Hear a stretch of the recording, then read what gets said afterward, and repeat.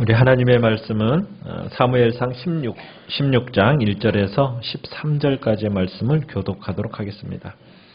사무엘상 16장입니다. 16장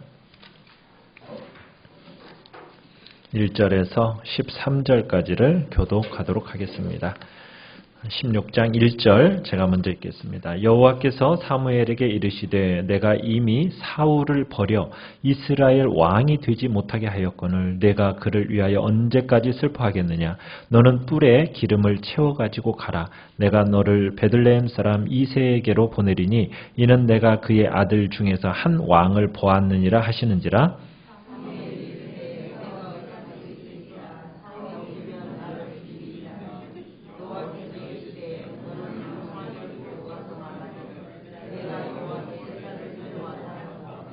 이새를 제사에 청하라. 내가 내게 행할 일을 가르치리니 내가 내게 알게 하는 자에게 나를 위하여 기름을 부을지니라.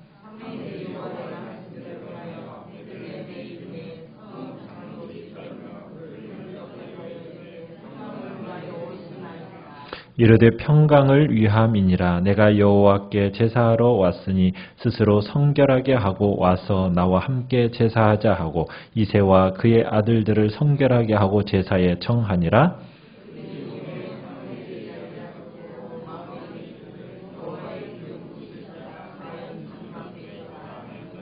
여호와께서 사무엘에게 이르시되 그의 용모와 키를 보지 말라. 내가 이미 그를 버렸노라. 내가 보는 것은 사람과 같지 아니하니 사람은 외모를 보거니와 나 여호와는 중심을 보느니라 하시더라.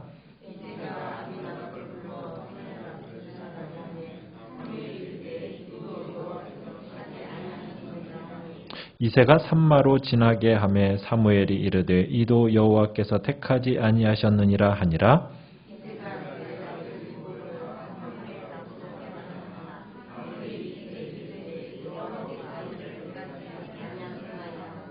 또 사무엘이 이새에게 이르되 내 아들들이 다 여기 있느냐. 이새가 이르되 아직 막내가 남았는데 그는 양을 지키나이다. 사무엘이 이새에게 이르되 사람을 보내어 그를 데려오라. 그가 여기 오기까지는 우리가 식사 자리에 앉지 아니하겠노라.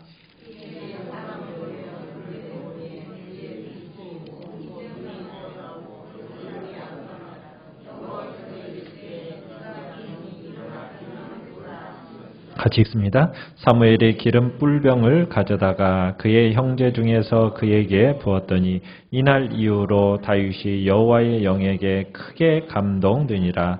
사무엘이 떠나서 라마로 가니라. 아멘. 오늘 말씀의 제목은 중심을 보시는 하나님이라는 제목을 가지고 말씀을 나누고자 합니다.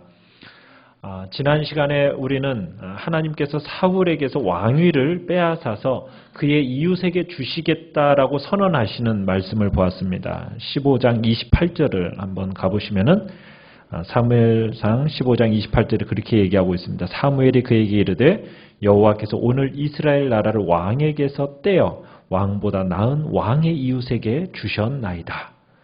하나님은 사울을 왕에서 폐위하기로 결정을 하신 거예요. 그리고는 이제 새로운 역사를 하나님께서 준비하고 계시는 겁니다. 그러나 사무엘에게 있어서 이것은 참 이스라엘 왕국의 앞날이 어둡게만 느껴지는 것이 사실입니다. 어떻게 보면 사무엘은 자기가 기름 부었던 사울, 이 사울로 인해서 깊은 충격, 좌절, 어떻게 보면 큰 슬픔이 이 사무엘의 마음을 깊게 짓누르고 있었던 거예요. 그런데 사무엘은 단지 그저 사울을만을 위해서 슬퍼한다라기보다는 그것을 넘어서서 여호와 백성을 위해서 슬퍼한다라고 우리가 또 볼 수가 있습니다. 왜냐하면 사울이 이렇게 폐위가 되면은 장차 이 나라는 어떻게 될 건가? 그리고 이 민족의 향방은 어디로 갈 건가? 사무엘이 큰 염려가 되는 겁니다. 우리에게 있어서도 지금 지도자가 이렇게 탄핵을 당하고 이렇게 되니까 이 민족이 이 나라가 지금 어느 향방을 가고 있는가 우리의 마음속에도 걱정이 되잖아요. 그런 것처럼 이 시대의 사무엘에게 있어서도 마찬가지로 지금 사울이 그의 죄로 말미암아 버림받고 그러면 이렇게 되면은 지도자로 세운 자가 폐위당하면 이 이스라엘 백성이 어떻게 될 건가? 이스라엘 백성조차도 버림받는 건 아닐까라는 어떤 그 마음에 큰 슬픔이 이 사무엘에게 찾아왔던 겁니다. 그렇게 슬퍼하고 있는 사무엘에게 오늘 1절에서 하나님께서 얘기하시는 겁니다. 너 그렇게 오랜 시간 동안 왜 이렇게 슬퍼만 하고 있느냐? 하면서 어떻게 보면 상당히 단호하게 지금 꾸짖으시면서 말씀을 하시는 겁니다. 내가 이미 이제 역사를 새롭게 하겠다. 왕을 바꾸겠다라고 결정한 문제인데 내가 언제까지 이렇게 인간적인 연민에 빠져가지고 그렇게 슬퍼만 하고 있겠냐? 하고서 어떻게 보면 단호하게 하나님이 나무라시면서 그러면서 슬픔에 젖어 있는 사무엘에게 오늘 한 가지 새로운 과제를 이제 주시는 겁니다. 어떤 과제를 주십니까? 1절 하반절에 보면은 너는 뿔에 기름을 채워가지고 가라. 내가 너를 베들레헴 사람 이세에게로 보내는데 내가 그 아들 중에서 한 왕을 내가 보았다. 한 왕을 보았다. 이렇게 하나님이 말씀하시는 겁니다. 그러면서 이제 이세에게로 가라고 베들레헴 사람 이세에게로 가라고 지금 준비하고 지시하시는 거예요. 자, 하나님께서는 한 왕을 지금 준비해 놨다라는 겁니다. 내 백성이 결코 역사의 희생자가 되지 않도록 내가 하겠다. 내가 새로운 지도자를 주겠다. 내 백성이 방황하지 않도록 내가 하겠다. 이렇게 하나님께서 답변을 하시면서 어떻게 보면 한 왕을 내가 이새의 아들 가운데 보았다라고 지금 말씀을 하시는 거예요. 그런데 사무엘의 마음속에는 이 말씀과 함께 뭐가 찾아옵니까? 두려움이 찾아옵니다. 두려움. 어떤 두려움이에요? 무슨 두려움입니까? 지금 사울 왕은 지금 자기가 정치적으로 어떻게 됐다는 거예요? 몰락해 가는구나라는 것을 직감했어요. 누가 지금 그렇게 했기 때문에. 사무엘이 그 부분에 대해서 당신의 왕위는 이제 끝났습니다라고 폐위를 선언했기 때문에 이제 사울이 사무엘을 좋게 보겠습니까? 좋지 않게 보겠어요? 좋지 않게 보죠. 그런데다가 이제는 사무엘을 보면은 자기 정권에 대한 어떤 위협적인 정치적인 적으로 생각하게 되는 겁니다. 그리고 지금 이제 사무엘이 사울에게 한 이 말이 당신의 나라는 끝났어. 이제 당신의 이 왕위를 더 좋은 사람에게 떼어줄 것이요. 이 얘기는 사울에게만 개인적으로 했다라기보다는 그 주위에 누가 있었어요? 이미 백성들이 다 듣고 있었단 말이에요. 그러니 그 소문이 슬슬 이제 온 나라 가운데 지금 퍼지고 있는 상태란 말입니다. 그런데다가 사무엘이 만약 다른 사람을 왕으로 기름을 붓는다. 그러면 어떻게 되는 거예요? 역모죠, 역모. 사무엘은 어떻게 보면 역모에 해당하는 죄를 짓는 겁니다. 그러니까 사무엘이 이런 현실을 딱 인식하고 나니까 이제 사울 왕의 어떤 보복이 두려운 겁니다. 자, 이렇게 두려워하는 사무엘에게 하나님께서는 어떻게 말씀하세요? 2절에서 세세하게 그 방식까지 설명을 해주십니다. 어떻게 하라고 얘기해요? 제사 드리러 가는 것처럼 위장하라는 거예요. 하나님께서는 이 사무엘의 신변 안전을 위해서 연막을 치시는 거죠. 그러면서 어떻게 해? 너 제사 드리러 가는 것처럼 해서 그리고 이새를 청하고 그의 아들들을 초청하라는 거예요. 그런 식으로 이제 하라는 겁니다. 그런데 두려움은 사무엘만 가졌던 것이 아니에요. 어쩔 수 없이 지금 등 떠밀려서 지금 사무엘은 지금 가고 있는데 지금 베들레헴에 도착할 즈음에 이제 성읍 장로들이 마중을 나왔어요. 4절을 가보시면은 베들레헴에 이런 성읍 장로들이 뭐 했다고 얘기하고 있습니까? 떨었다고 얘기하고 있어요. 떨었다는 얘기는 두려웠다는 얘기입니다. 지금 왜 떨었을까요? 왜 두려웠을까요? 왜 베들레헴 성읍 장로들이 두려웠겠어요? 지금 사무엘은 어떻게 보면은 온 백성이 존경하는 선지자잖아요. 그러면 그 선지자가 자기 고을에 찾아온다고 하면 어떻게 생각해야 되는 겁니까? 반갑게 영광이라고 생각하면서 맞아주는 것이 마땅한 거잖아요. 그런데 지금 베들레헴 이 성읍 장로들이 떨고 있는 거예요.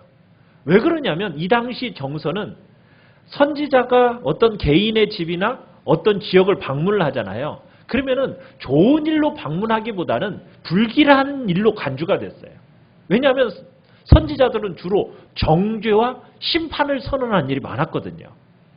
그런데다가 갑자기 예고도 없이, 그리고 뭐 주로 제사 지내는 곳도 아닌 베들레헴에 갑자기 나타나니까 참 두려운 겁니다. 그런데다가 또 무슨 소문이 지금 설설 지금 이스라엘에 돌고 있습니까? 지금 사무엘과 사울의 관계가 좋지 않다라는 어떤 그런 소문이 지금 돌고 있었고, 베들레헴 성읍 장로들도 이 얘기를 들었다고요. 그런데 지금 사무엘이 이 베들레헴에 나타나니까 정치적인 위험성을 의식하지 않을 수가 없는 거예요. 자칫 잘못했다가 괜히 사울한테 미움이나 당하지 않을까? 이런 두려움 속에서 혹시 이 사무엘이 우리 동네에 온 것으로 성읍에 피해나 보지 않을까? 이런 두려움 속에서 이제 베들레헴 장로들이 사무엘에게 뭐라고 질문을 하고 있습니까? 4절에서 떨며 그를 영접하여 이르되 뭘 위해 오시나이까? 평강을 위해서 오십니까? 라고 먼저 질문을 해요. 자, 그랬더니 사무엘이 뭐라고 답변을 합니까? 5절에 평강을 위함이니라. 이렇게 이제 서로 평안을 위해서 평강을 서로 인사를 주고받는 겁니다. 사무엘은 하나님께 등 떠밀려서 지금 베들레헴 성, 어떻게 보면은 지금 두 번째 왕이 될 사람을 찾아서 기름 부려고 방문했을 때 두려움을 느끼면서 지금 평안의 인사를 지금 주고받고 있는 거예요. 자, 그런데 이제 이렇게 인사를 주고받은 이후에 장면이 이제 전환이 돼요. 이제 6절부터 보시면은 이제 제사를 위해서 이새와 그의 아들들이 이제 제사의 청함을 받고 딱 왔는데 사무엘이 보는 순간, 누구를 보는 순간, 이새의 장자, 첫째 아들 엘리압을 딱 보는 순간 이 사람이 뭐다? 아, 이 사람 왕감이다 하고 딱 직감을 하고 그렇게 판단한 거예요. 왜요? 풍채가 너무 좋은 거예요. 용모가 아주 뛰어난 겁니다. 누구하고 비슷해요? 사울이 그랬잖아요. 사울이 보통 사람들보다 키가 머리 하나가 더 있다고 그랬거든요. 그 정도로 정말 준수한 사울을 선택해서 기름 부은 경험이 있었기 때문에 이번에도 엘리압을 딱 보면서 그래, 왕감이다. 잘생겼다. 정말 차기 왕감이다. 사울 못지않게 키도 크구나 하고서는 자기도 모르게 탄성을 지르는 거예요. 6절에 그러는 거죠. 여호와의 기름 부으실 자가 과연 주님 앞에 있도다 하면서 탄성을 지르면서 딱 기름 부을 생각을 딱 하고 있으니까 하나님이 어떻게 하세요? 하나님이 갑자기 단호하게 사무엘을 질책을 하세요. 그러면서 하나님의 기준을 꺼내십니다. 어떤 기준을 꺼내세요? 7절에서 용모와 뭘 보지 말라? 키를 보지 말라. 유형을 보지 말라. 그러니까 우리도요, 이게 잘못된 인상 때문에 하나님의 일을 그르쳐질 수도 있는 거예요. 그러니까 사람을 뭘로 봐서는 안 된다고요. 외모로 판단해서는 안 된다는 거예요. 그러니까 하나님께서는 사무엘에게 분명히 이새의 아들 중에서 왕을 받으셨다. 딱 그러니까는 가서 보니까 7 아들이 쫙 떼거리로 오잖아요. 오는데 그 중에서 누구? 장자 엘리압을 보니까 정말 왕감으로 풍채도 정말 대단한 거예요. 그런데 하나님은 뭐라고 말씀하셨다고요? 네 눈에 보이는 것을 보지 말라. 사람이 볼 수 있는 건 그렇게 중요한 게 아니다. 보이는 게 다가 아니다. 사람은 눈으로 보이는 것으로 판단을 할지 모르겠지만 나 여호와는 뭘 본다고요? 중심을 본다. 하나님은 중심을 보시는 하나님이라는 거예요. 여러분, 사무엘의 생각도 이해가 돼요. 이 엘리압은 굉장히 남자 중에서도 아주 인상적인 사람이었을 거예요. 엘리압을 보고서 다 평가를 했어요. 사무엘뿐만 아니라 이 베들레헴에 있는 많은 사람들도 엘리압이란 말로 미래를 짊어지고 나갈 그런 어떻게 보면 인물이라고 생각을 했었을 거라고요. 자, 그런데 하나님의 생각은 달랐어요. 하나님의 생각은 내가 보는 것은 사람과 같지 않다. 사람은 무엇을 보거니와 외모를 보거니와 나 여호와는 무엇을 보신다고요? 중심을 보느니라. 이게 하나님께서 역사하시는 원리예요. 그렇다고 해가지고 하나님이 훌륭한 유모를 싫어하신다는 얘기는 아닙니다. 꼭 못생겨야만이 하나님 쓰신다는 얘기는 아니에요. 우리가 12절로 가보시면 다윗에 대해서도 어떻게 평가를 하고 있습니까? 이제 다윗을 이렇게 데리고 왔어요. 12절에. 그러니까 그를 데려오매 그의 빛이 어떻다고요? 붉고 눈이 빼어나고 얼굴이 아름답더라. 그러니까 다윗도 건강하고 아름다운 용모를 가졌다는 얘기입니다. 그러나 하나님은 겉으로 드러나는 그 모습, 그것이 그 사람의 택하심과 버리심의 기준이 되는 거야, 안 되는 거야? 아니라는 거죠. 그런 것은 중요하지 않다는 거예요. 하나님이 중요하게 여기시는 건 뭐라고요? 중심이라고요. 그 마음이라고요. 그러면서 하나님께서 엘리압을 거부하십니다. 그러니까 이제 이새가 이제 엘리압이 딱 첫째 아들이 거부당하니까 이제 그 다음에 이제 몇째 아들? 둘째 아들 아비나답. 딱 했더니 뭐래요? 하나님이 택하지 않았다. 자, 셋째 아들 삼마 딱 데려갔더니 그 다음에 뭐래요? 이도 내가 택하지 않았다. 그러면서 10절에 가보면 일곱을 하나하나 다 했는데 하나님이 뭐래요? 하나님이 똑같이 다 택하지 아니했다라고 판정을 딱 내려버리시는 거예요. 7 아들을 다 만났는데도 불구하고 다 택하지 않아졌다는 거예요. 그러니 이제 사무엘이 뭐라고 얘기해요? 분명히 이새의 아들들 가운데서 뭘 봤다고? 왕을 하나님이 봤다고 얘기는 해놨는데 지금 7 아들이 다 지나갔는데 다 아니라는 거예요. 그러니까 이제 뭐라고 얘기하겠어요? 네 아들들이 다 여기 있냐? 네 이렇게 질문한 거잖아요. 그랬더니 이새가 뭐라고 얘기를 하고 있습니까? 11절에서 아직 막내가 남았는데 그는 양을 지키나이다. 이렇게 얘기하고 있는 거예요. 그랬더니 사무엘이 뭐래요? 보내서 그 아이를 데리고 와라. 막내 아들이 올 때까지 나 식사하지 않겠다. 이렇게 얘기해버린 거예요. 자, 여기서 그런데 중요한 굉장히 재미있는 힌트 하나가 있습니다.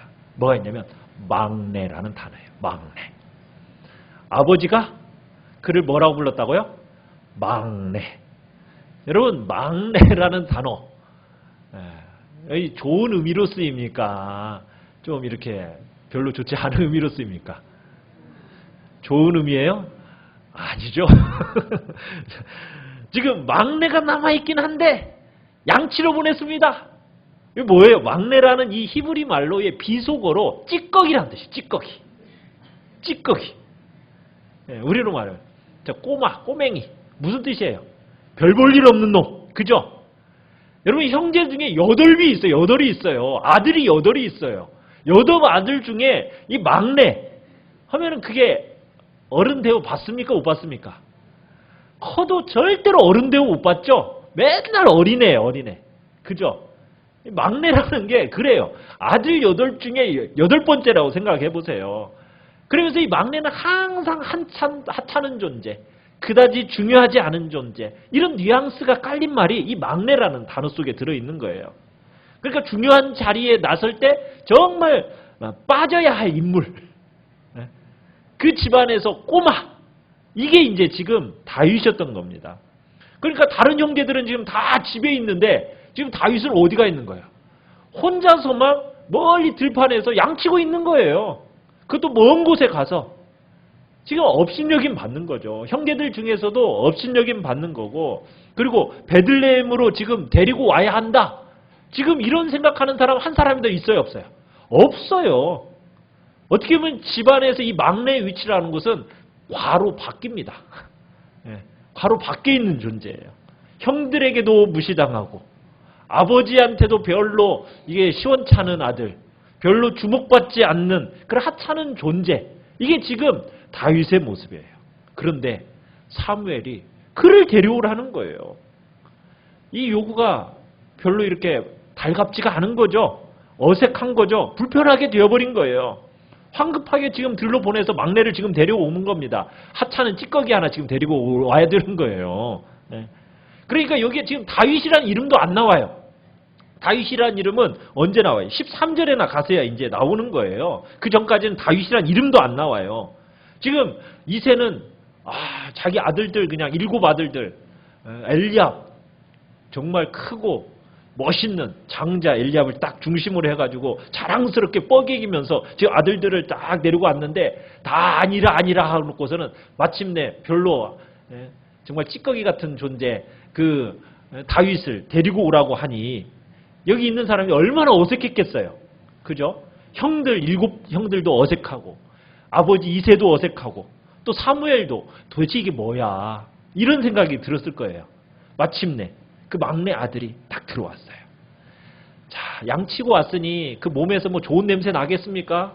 소똥 냄새도 날 것이고 양 냄새도 날 것이고 옷은 여기저기 그냥 검불이 붙어가지고 막 그리고 땀에 절어가지고 꾀죄죄한 모습으로 지금 다윗이 딱 들어온 거 아니에요.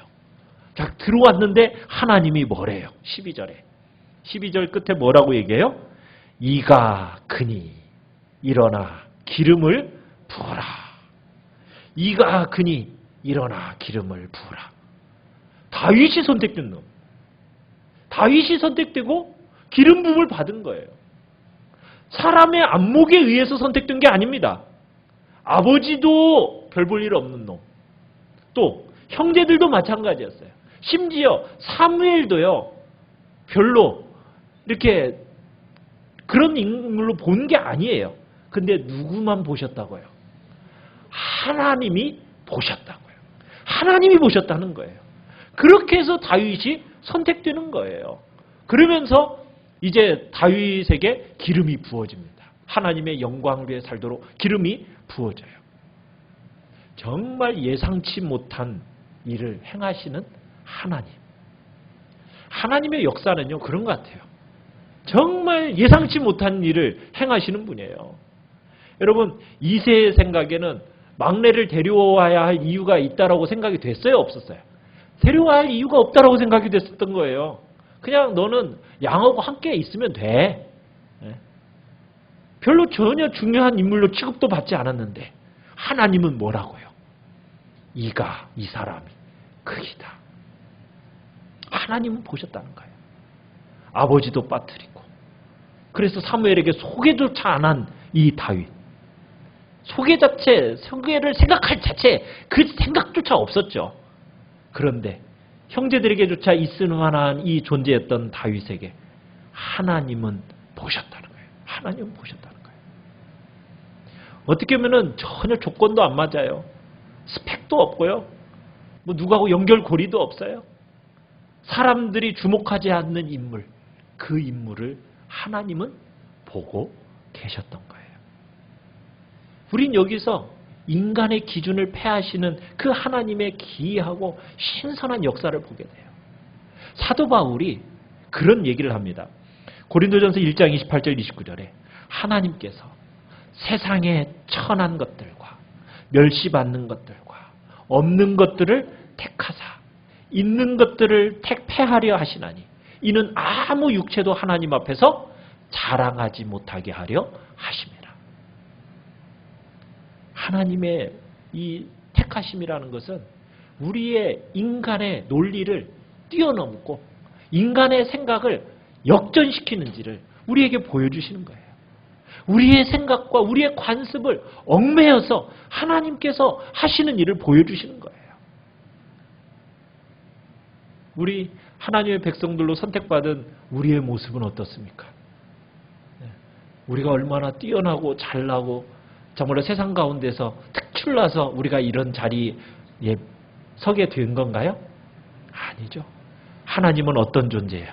어떻게 보면은 세상에 천하고 멸시받고 없는 것들을 택하셔서 하나님은 어떻게 하신다고요?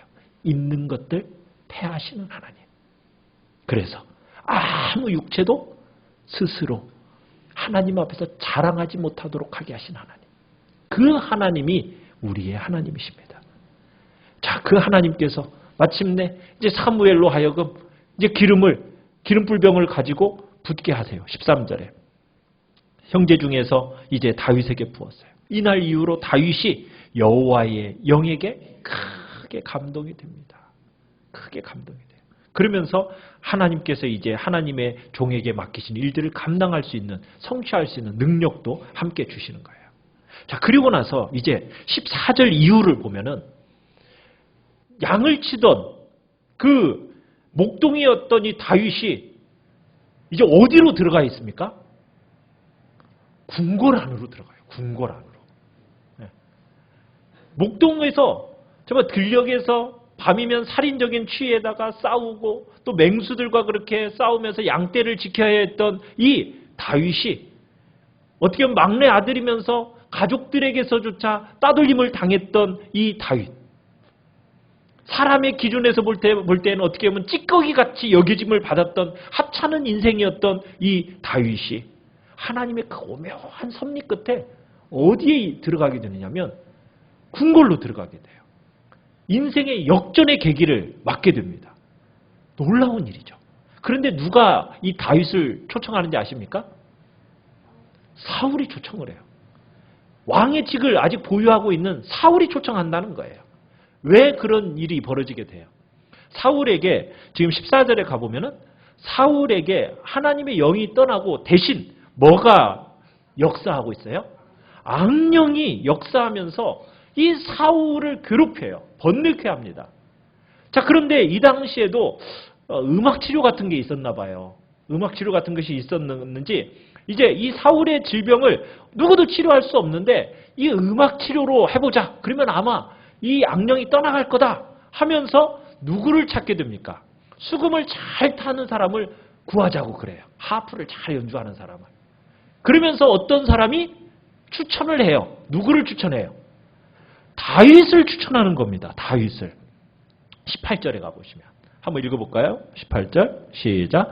소년 중 한 사람이 대답하여 이르되 내가 베들레헴 사람 이새의 아들들을 본즉 수금을 탈 줄 알고 용기와 무용과 구변이 있는 준수한 자라 여호와께서 그와 함께 계시더이다 하더라.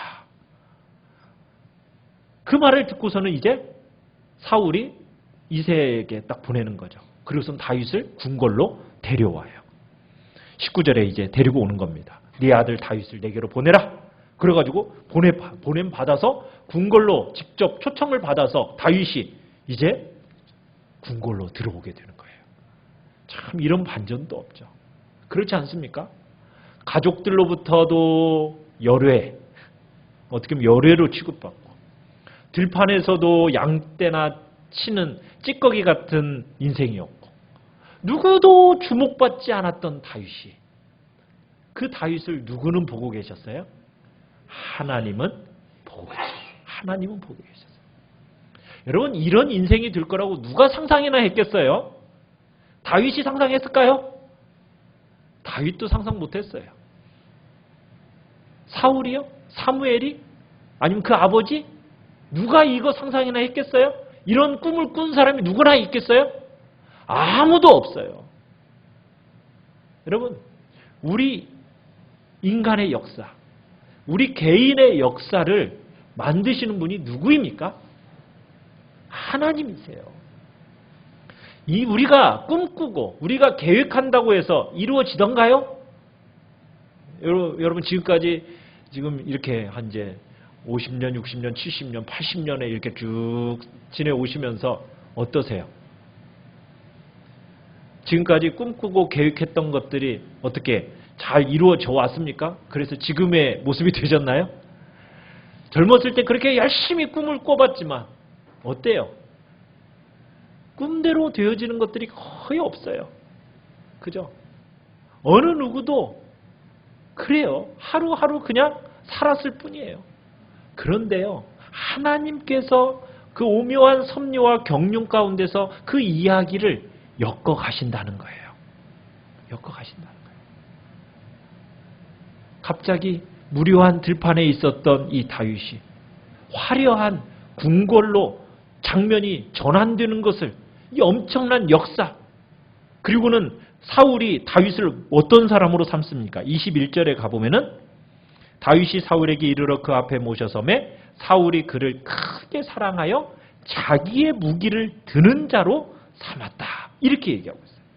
사울 곁에서 사울을 호위하는 호위무사가 된 겁니다. 이게 누가 하실 수 있는 거예요? 이건요, 이 모든 치밀한 계획은 오직 누구의 작품이라고요? 하나님의 작품이라고요. 하나님의 작품이라고요. 여러분, 우리가 아무리 젊었을 때 참 꿈도 많았지만 이것도 하고 싶었고 저것도 하고 싶었고 이것저것 그랬지만은 어때요? 나름대로 계획도 세워봤지만 살면서 어떻게 되던가요? 계획대로 되는 게 있어요, 없어요? 없어요. 10년 계획 세우고 5년 계획 세우고 막 그렇게 이렇게 막 세워봤지만 그대로 되는 거 없어요. 그렇다고 해서 뭐 계획 없이 막 살라는 얘기는 아닙니다. 우리 계획대로 되는 것이 없는데 누가 내 삶의 역사의 주관자가 되시고 내 인생의 히스토리, 역사를 만드시는 분이 있다라는 것을 믿으시라는 거예요. 하나님이 계신다는 거예요. 그러면은 우리의 삶을 어떻게 살 건가? 우리는 그저 내 앞에 주어진 그 과제를 하나님 앞에서 엄숙한 마음의 자세로 감당하며 살아가는 거예요. 이게 중요한 겁니다. 우리 그리스도인의 살아가는 방식은 오늘 내가 어느 자리에 있든지 어느 곳에 있든지 나는 하나님 앞에서 살아간다. 코람데오라고 그러는데 나는 하나님 앞에서 살아간다라는 이 진지한 삶의 자세를 가지고 그 자세를 잃어버리지 않고 그 자리에서 최선을 살아가면은 나의 삶의 인생의 이야기는 누가 만들어 가시는 거예요? 하나님이 만들어 가시는 거예요. 다윗이 언제 자기가 궁궐에 들어갈 꿈이나 꿨겠습니까? 그런 꿈 꾼 거 없었어요. 자기를 왕으로 점지하기 위해서 기름 부을 거라고 다윗 생각이나 했겠어요? 그런 생각도 없었어요. 어떻게 보면 기름 붓는다고 하는 그 자리에조차 초청받지 못했던 인물이 다윗이에요. 그런 꿈도 꾼 적이 없었는데 하나님의 꿈에 딱 붙들려 버리니까 하나님의 역사가 그의 인생 속에서 나타나기 시작하더라는 거예요. 하나님은요, 다른 거 보시는 게 아니에요. 우리가 어느 자리에 어느 곳에 있든지 지금 우리의 중심을 보고 계시는 겁니다. 내게 맡겨진 그 자리에서 내가 하나님 앞에서 살아간다. 내가 하나님 앞에서 최선을 다하면서 내가 있는 일에 대한 충성스러움으로 내가 감당하며 살아간다. 하나님이 그 중심을 보십니다. 그리고 하나님께서 그의 인생의 역사를 만들어 가시는 거예요. 인간은요, 실수하고 실패할지 몰라요. 그래도 하나님은요, 결코 실수하거나 실패함이 없으십니다. 우리의 삶이 혹시 앞이 보이지 않는 인생길, 답이 보이지 않는, 답이 안 나오는 삶의 자리에 있을지라도 여기 계시는 모든 분들은 하나님의 절대적인 주권을 믿으시길 바라요. 실패같이 여겨지는 그 자리에 있다 할지라도요, 하나님은 절대로 실수하지 않으시는 분이라는 것을 믿으시길 바랍니다. 그러면서 묵묵히 여러분에게 있는 그 삶의 자리에서 그 길을 걸어 가십시오. 내게 주어진 오늘 소중한 그 시간, 하나님 앞에서 금처럼 귀하게 붙들고 우리가 최선을 다해서 살아내 가는 겁니다. 그 모습을 하나님은 보시는 거예요. 그 중심을 보시는 거예요. 다윗의 인생 속에서 양을 치면서 그 양을 정말 몇 마리 되지도 않는 그 양을 최선을 다해서 그 중심을 다해서 살피며 돌보고 정말 자기의 생명 걸고 양을 돌아봤던 이 다윗의 마음을 누가 보셨던 거예요? 하나님이 보셨던 거예요. 그리고 이제는 누구를 맡기시는 겁니까? 몇 마리 양만 치던 그 다윗에게 이스라엘 전체를 맡기시는 그 놀라운 은혜의 역사가 다윗에게 나타났던 거예요. 우리 귀한 성도님들이 우리의 중심을 보고 계시는 그 하나님 앞에서 최선을 다해서 내 삶을 들여나가시길 바라요. 우리는 인간의 눈치를 보는 게 아닙니다. 하나님은 겉모습을 보시는 게 아니에요. 우리의 중심을 보시는 하나님이십니다. 그 중심을 보시는 하나님 앞에서 오늘도 내 인생 최선을 다하며 살아가겠다. 내게 주어진 이 시간 소중하게 여기면서 가치 있게 보내겠다. 내게 맡겨준 일들, 내게 맡겨진 사람들, 그 사람들 정말 귀하게 여기고 내 삶을 최선을 다해서 내가 섬기며 나아가겠다. 이 중심을 보시는 하나님 앞에서 우리 귀한 성도님들이 하나님 앞에 인정받는 복된 자리에 서기를 간절히 축원합니다.